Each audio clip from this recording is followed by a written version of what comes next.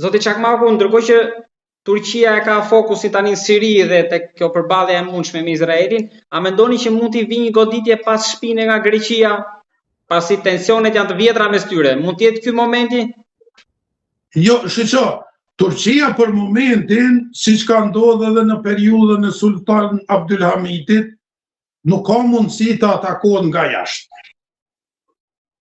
Problemin më të madh Turqia mund ta ketë vetëm për brenda, siç e ka pasur edhe në kohën e rrëzimit të halifatit, kur Sultan Abdulhamiti është obliguar që të tërhiqet nga froni edhe të krijohet Republika Turke. Ato nuk e kanë bë shtetet e jashtme, realisht. Ato e realizuan për mbrëmshmit. Na po i shohim veprimet të cilat i kanë ndërmarrën përgjithësi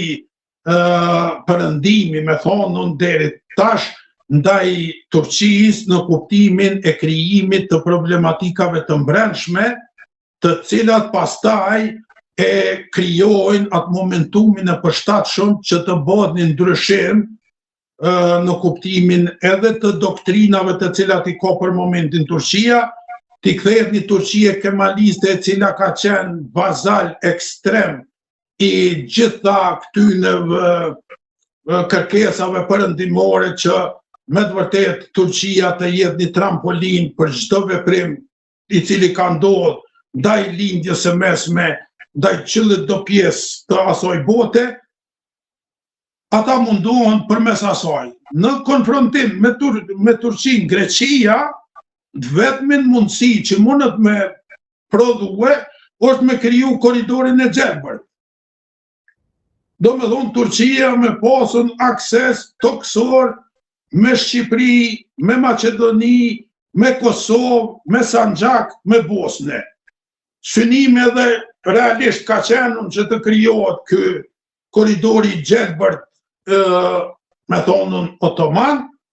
edhe veprimet e Greqisë vetëm produkt që mund me dhonë në atë moment është çajo.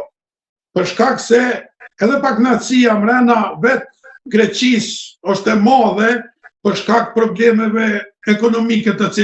me të cilat ballafaqohet Greqia, edhe nuk ka mundësi ose nuk ka potencial i cili do të mund të ta krijojë një destabilitet në kuptimin e ose një pasojë të luftës. Prandaj nuk e shoh si të mundshme mundësinë e një konfrontimi, ma shumë po e shoh të mundshme në një vit që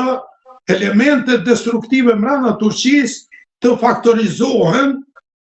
përmes mbështetjes të cilën perëndimi edhe në kuptimin financiar, po edhe në kuptimin logjistik përmes mediave dhe gjitha këtyneve t'i jep opozitës, mirë po që koha ka dëshmuar që nuk është ashtu, nuk kanë mundësi më me marrat për kraje, ne i dim kërkesat ose kërkesat e opozitës turke drejtuar perëndimit që të ketë një mbështetje, edhe ato hasën në vesh të shurdhër, perëndimi nuk ju përgjigj e mur ato me mos përfillje të plot ato kërkesat të opozitës, për shkak të asaj që ka prezanton Turqia për momentin në nivel global. Edhe çdo prishje e raportit, qoftë perëndimit, qoftë lindjes, domi do të jetë i atina i cili i prish raportet me Turqinë. Për shkak se geopolitika, geostrategjia e Turqisë e faktorizon tej mase atë, prandaj asnjëni prej këtyre lojtarëve global nuk dëshiron që të ketë raporte jo të mira me Turqinë. Prandaj opozita turke realisht e pa edhe vetë që mbështetja perëndimore nuk ka me ekzistu për ta, ata do të ballafaqohen me veprat të cilat i kanë bërë që jo mi bindun që janë të faktume, edhe ata një farforme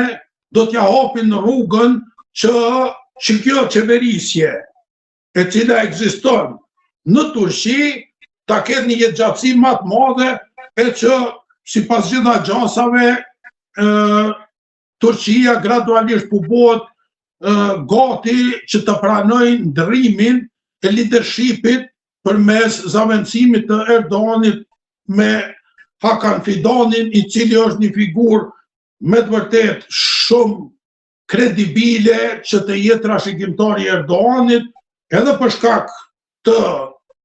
intelektit të cilin e ka, karizmës të cilin e posedon, domethënë të gjitha elementet që i nevojitën i bu shtetasi janë të inkorporuar në figurën e Hakan Fidanit. A do të ndodhë kjo, jam i bindur që po, a do të ketë tendenca të stopimit kësaj. Edhe ato jam i bindur që do të ketë, po nuk do të ketë mundësi që ta ndalin.